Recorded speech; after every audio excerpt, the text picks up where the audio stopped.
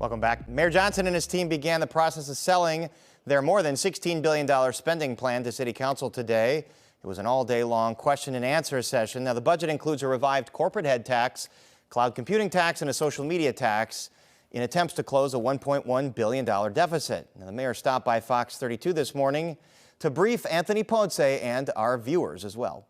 It does just that. It protects working people from Trump's cuts. As you know, President Trump has cut education, he's cut Medicaid, he's cut transportation. I mean, every single area where working people rely upon, that's what this administration has cut. And so my budget ensures that we're protecting vital services, education, healthcare, youth employment, and it also allows for our investments in community safety to expand, right? Because we saw the fewest amount of homicides over the summer since 1965.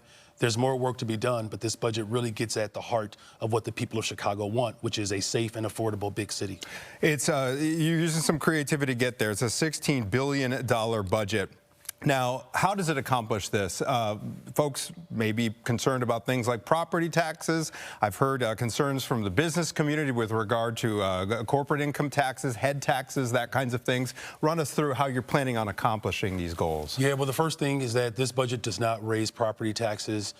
This was important to the people of Chicago. What we saw from the Trump administration, you saw the largest concentration of wealth shifted from middle-class, working-class people into the hands of the ultra-rich and big corporations, right?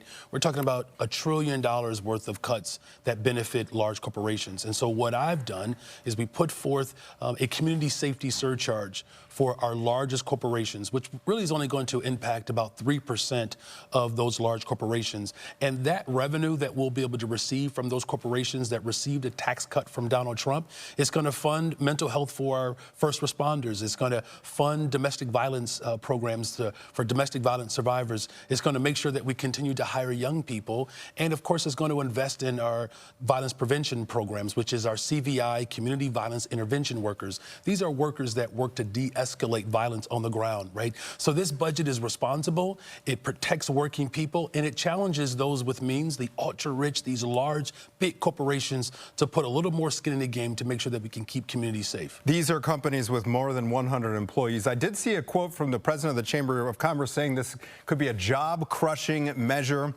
Do you worry that putting a head tax on these larger companies will either drive businesses away from Chicago or discourage businesses who are potentially considering Chicago as a location from coming here? Well, look, we have been voted the best big city by Condé Nast for 9 years in a row. It's the top relocator, the Chicagoland area for large corporations, right?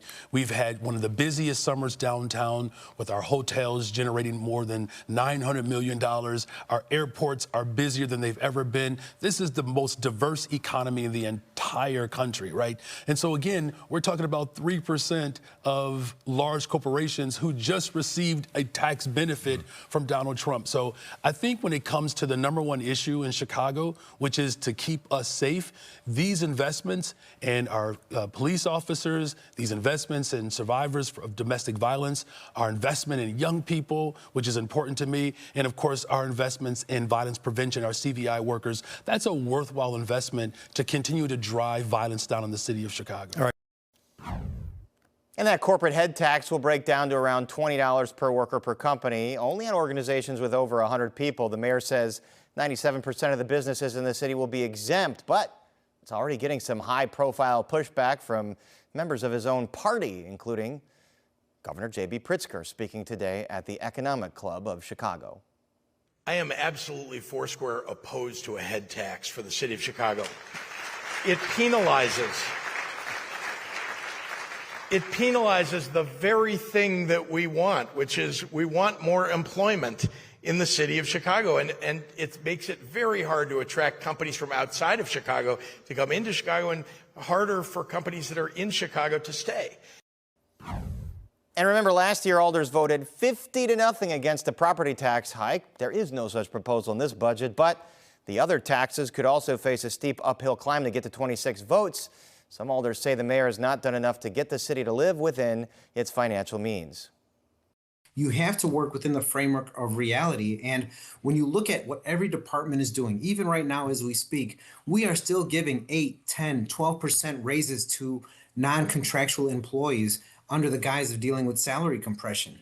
At a time when we have $1 billion deficit, at a time when our taxpayers are struggling, to try and say that we're going to raise your taxes, raise your fees, raise your fines, so we could offer city employees a 12% year-to-year pay increase is unacceptable.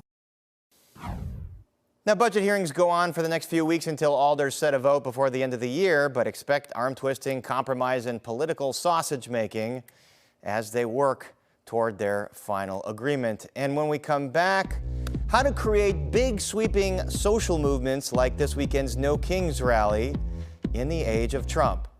Right after this.